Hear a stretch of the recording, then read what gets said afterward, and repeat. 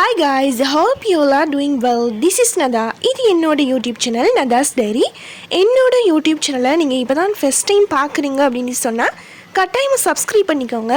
அப்போ தான் நான் போடுற எல்லா வீடியோஸும் உங்களுக்கு கன்டினியூஸாக வரும். ஓகே, வாங்க வீடியோக்குள்ளே போகலாம். இன்றைக்கி என்ன vlog அப்படின்னு சொல்லி பார்த்தீங்கன்னா உங்களுக்கு தெரியும், இந்த வீக் வந்து ஒரு லாங் வீக்கெண்ட் வந்துருந்துச்சு.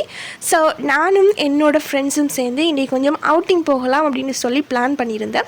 ஸோ இது வந்து சாட்டர்டே எடுத்த வீடியோ இன்றைக்கி நான் வந்து எடிட் பண்ணி போகிறேன். ஏன் அப்படின்னு சொன்னால் நேற்று எடிட் பண்ணுறது கொஞ்சம் டைம் இஷ்யூ ஆகிட்டு, ஸோ இன்றைக்கி வந்து எடிட் பண்ணி போடுவோம் அப்படின்னு சொல்லி எடுத்திருந்தேன். வீடியோ வந்து இன்ட்ரெஸ்டிங்காக இருக்கும். ஸோ லாஸ்ட் வரைக்கும் ஸ்கிப் பண்ணாமல் பாருங்கள். என்ன விஷயம் அப்படின்னு சொன்னால், நாங்கள் ஆல்ரெடி பிளான் பண்ண மாதிரி எம்சிக்கு போகிறதுக்கு தான் பிளான் பண்ணியிருந்தோம்.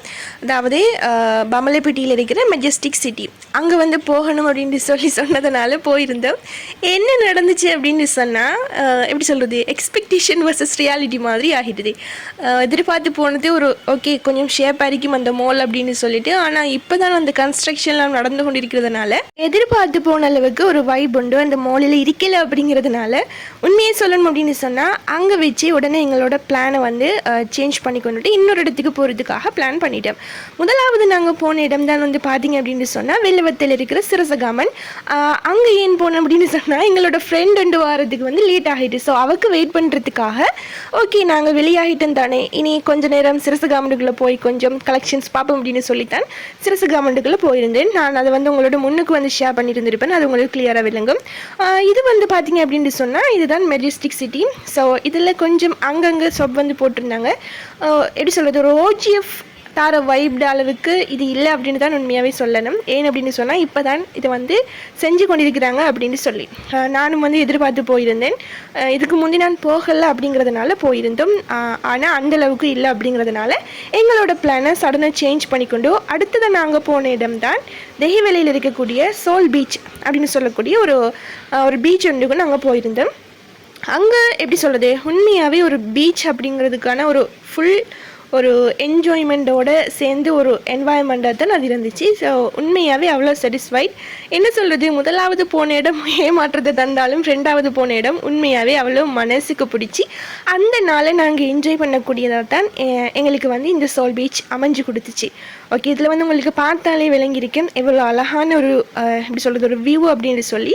நாங்கள் போகிற நேரமே ஒரு 5:30 அப்படி ஆகிடுது. ஏன் அப்படின்னு சொன்னால், நாங்கள் இங்கே பமலைப்பட்டிக்கு போய் எம்சியை பார்த்துட்டு அதுக்கு பிறகு வந்து வேற எங்கே சரி போகும் அப்படின்னு சொல்லி தான் இருந்தாலும் அப்படி இருந்ததுனால நாங்கள் என்ன செஞ்சிட்டோம் அப்படின்னு சொன்னால் தெஹிவெளிக்கு போயிட்டோம். ஸோ என்ன அப்படின்னு சொன்னால் எங்களுக்கு நடந்தது டைம் வேஸ்ட் தான் ஆகிடுச்சு. நாங்கள் எப்படியும் 4 மாதிரிலாம் மவுண்ட் ஆகிட்டோம் போகிறதுக்கு. ஆனாலும் தெஹிவெளிக்கு போய் சேர்றதுக்கு வந்து ஒரு 5:30 அப்படி ஆகிட்டுது.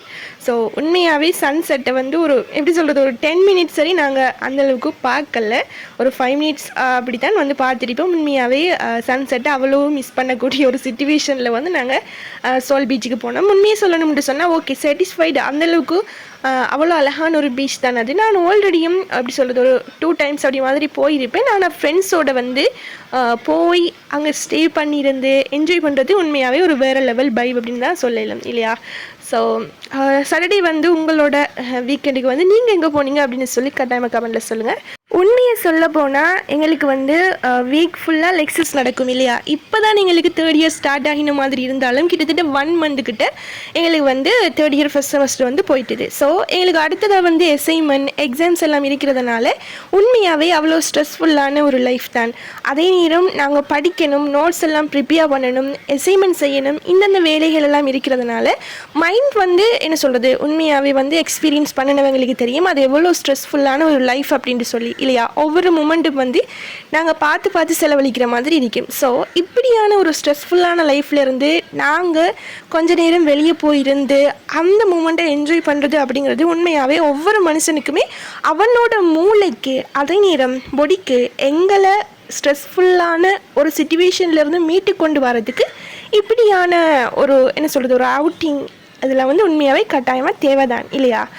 சிலவங்களுக்கு வந்து தோணலாம், ஏன் நாங்கள் இப்படிலாம் போகணும், எங்களோட டைம் வேஸ்ட் தானே அப்படின்னு சொல்லி. உண்மையை சொல்லணும் என்றால் ஒரு மன அழுத்தம் நிறைந்த ஒரு வாழ்க்கையிலிருந்து எங்களை விடுவிச்சு கொண்டு ஒரு சிறிய சந்தோஷங்களை எப்படி சொல்கிறது ஒரு சிறிய நினைவுகளை நாங்கள் சேகரித்து வச்சுக்கொள்கிறதுக்கான ஒரு எப்படி சொல்கிறது, ஒரு ஆப்பர்ச்சுனிட்டியாக தான் நான் இதெல்லாம் பார்க்குறேன் இல்லையா.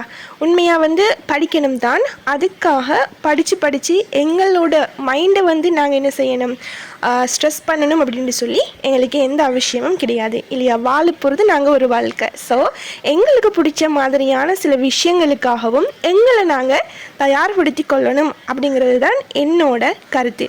ஸோ உண்மையை சொல்லணும் அப்படின்னு சொன்னால் இந்த ஒரு ஜேர்னி என்னோடய லைஃப்பில் மறக்க முடியாத ஒரு எக்ஸ்பீரியன்ஸாக இருக்க போகுது.